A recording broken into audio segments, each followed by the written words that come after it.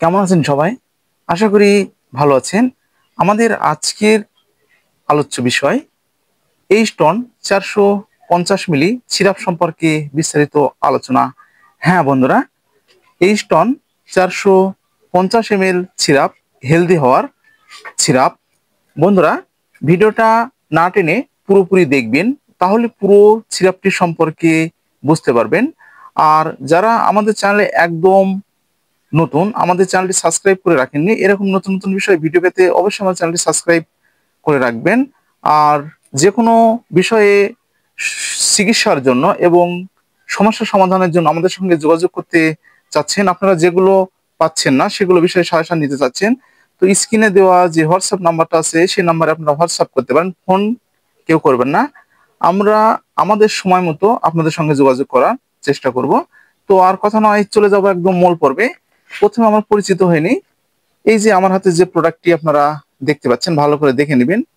এইস্টন 450 মিলি syrup, প্রস্তুতকারক হামিম pharmaceutical limited, Unani, Sirajganj, বাংলাদেশের একটি প্রোডাক্টস। বন্ধুরা, প্রতিটি কোম্পানির মতোই ডিআর নাম্বার দেওয়া রয়েছে, লাইসেন্স নাম্বার দেওয়া রয়েছে, স্ক্যানার দেওয়া রয়েছে, খুচরা মূল্য দেওয়া রয়েছে 360 টাকা।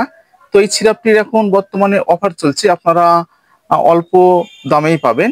তো আপনাদের সুবিধার জন্য আমি ভিতরের গেটআপটি দেখে দিচ্ছি। অসাধারণ গেটআপে সেবনের জন্য চামচ রয়েছে। আমরা এতক্ষণ পরিচিত হলাম, তো কার্যকারিতা সম্পর্কে একটু জেনে নিই।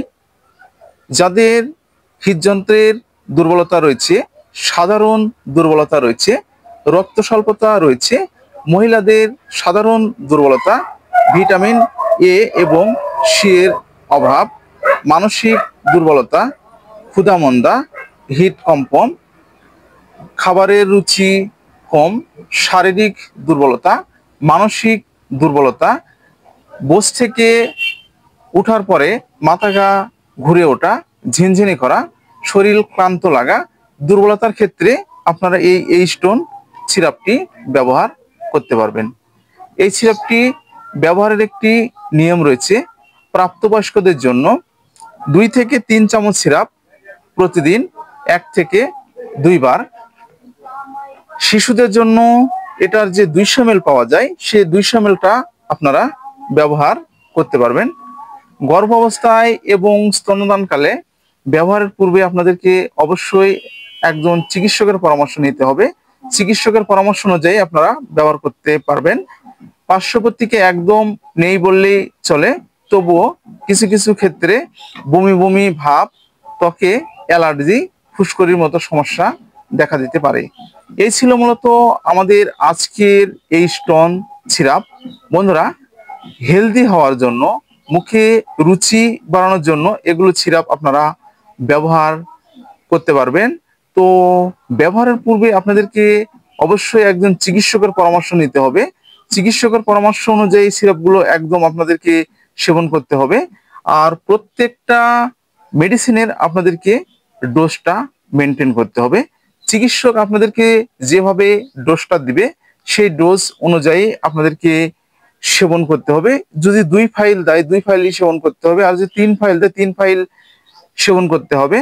আর মেডিসিনগুলো সেবন করার পর যদি আপনাদের কোনো সমস্যা দেখা দেয়, তাহলে সঙ্গে সঙ্গে আপনারা চিকিৎসকের কাছে যাবেন এবং চিকিৎসকের পরামর্শ অনুযায়ী যে সাজেশনটা চিকিৎসকরা দেয় সে সাজেশন অনুযায়ী আপনাদেরকে চলতে হবে। বন্ধুরা, আজকে এই পর্যন্ত। ভিডিওটা যদি আপনাদের উপকারে আসে তাহলে বেশি বেশি করে শেয়ার করবেন। আমি প্রত্যেকটা ভিডিওতে এই কথা বলি, কারণ সীতা মেডিসিন কর্নারে প্রত্যেকটা প্রোডাক্ট যেন আপনাদের মাঝে পৌঁছে যায়, আপনারা যেন প্রত্যেকটা প্রোডাক্ট সম্পর্কে জানতে পারেন এবং নিজেরা ডোজগুলো মেনটেন করে মেডিসিন সেবন করতে পারেন এবং সুস্থ থাকতে পারেন। এটাই আমাদের চ্যানেলের মূল উদ্দেশ্য।